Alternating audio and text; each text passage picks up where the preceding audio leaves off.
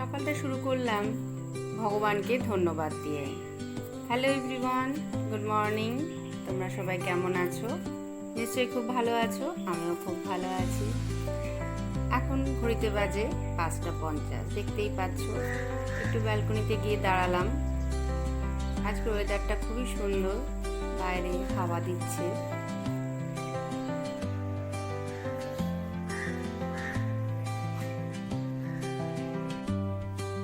আগের দিন নার্সারিতে গেছিলাম, গিয়ে দুটো গাছ কিনে এনেছি।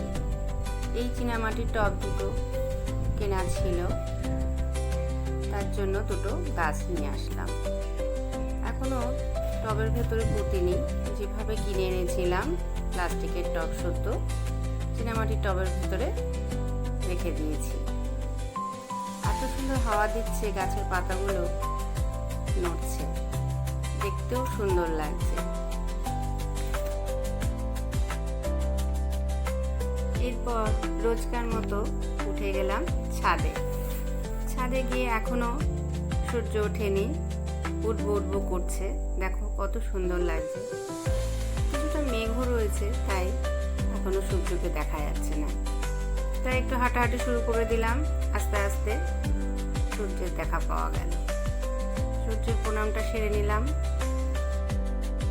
আর থাকা যাবে না, এবারে নিচে যেতে হবে। মেয়ের ক্যামেরার সামনে আসতে অসুবিধা, তাই ভিডিও করছি বলে ওর একটু অস্বস্তি হচ্ছে, সাইড হয়ে যাচ্ছে, ওই জন্য হাসছি। দুজনে রেডি হয়ে গেছি, বেরোবো। মেয়েকে পড়তে দিয়ে চলে গেছিলাম বাপের বাড়ি। আসলে বাপের বাড়িতে আমার 2 মাসি আছে, তারা এসেছিল, তাই তাদের সাথে দেখা করতে গেছিলাম। সন্ধেবেলা বাড়িতে চলে এসেছি।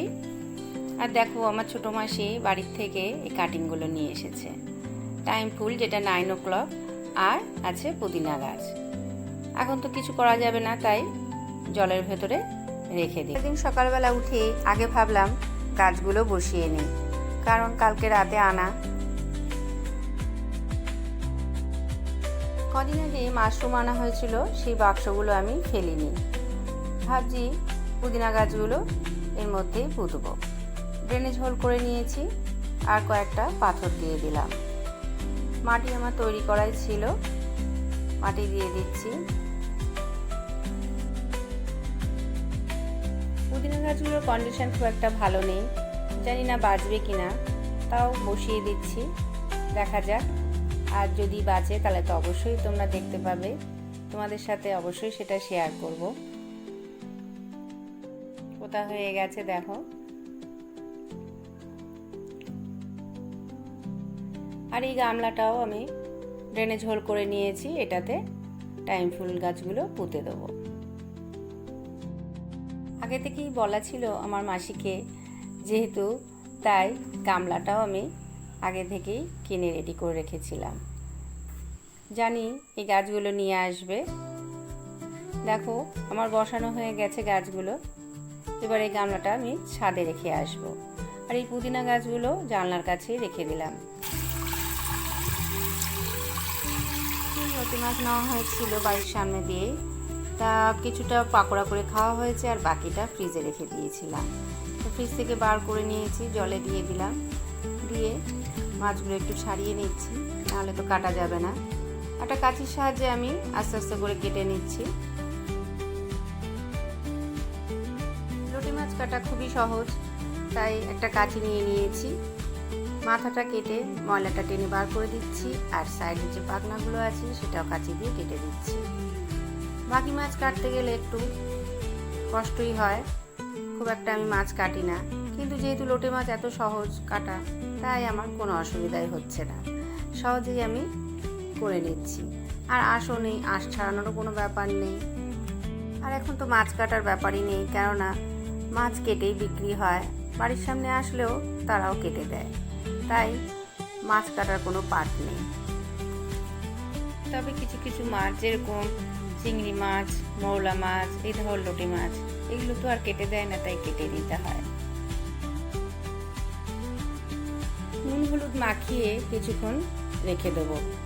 কড়াইতে তেল দিয়ে আলুগুলো আগে ভেজে নেব। সরু সরু করে আলু ভাজার মতো কেটে নিয়েছি। এবারে লাল লাল করে ভেজে তুলে নেব। আজকে বানাবো লোটে মাছের ঝুড়ো। তোমরা হয়তো অনেকেই আলু দাও না, আমি আলু দিয়েই করি। পেঁয়াজটাকে আমি চপারে দিয়ে চপ করে নিয়েছি। এবার তেলের মধ্যে কালো জিরে আর কাঁচা লঙ্কা ফোড়ন দিয়ে দিলাম। চপ করা পেঁয়াজগুলো দিয়ে দিচ্ছি। মাছ রান্না করতে গেলে একটু পেঁয়াজ রসুন বেশি করে দিতে হয়। এখানে আমি আদা রসুনটাকে থেতো করে নিয়েছি, সেটা দিয়ে দিলাম। একটু ঝাল ঝাল হলেও ভালো হয়, কিন্তু আমার মেয়ের জন্য আবার বেশি ঝাল দেওয়া যাবে না, তাই পরিমাণ মতোই দিয়েছি। একটা টমেটো কেটে দিয়ে দিলাম। লাল লঙ্কার গুঁড়ো দিয়ে দিচ্ছি যাতে কালারটা ভালো আসে।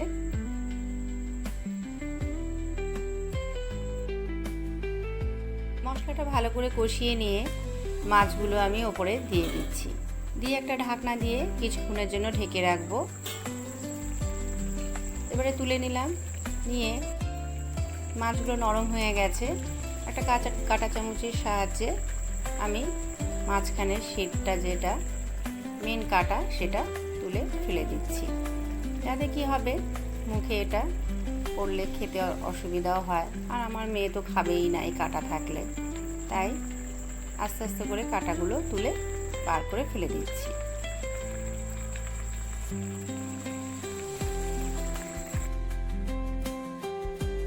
কাটাগুলো সব বার করে ফেলেছি, দেখো।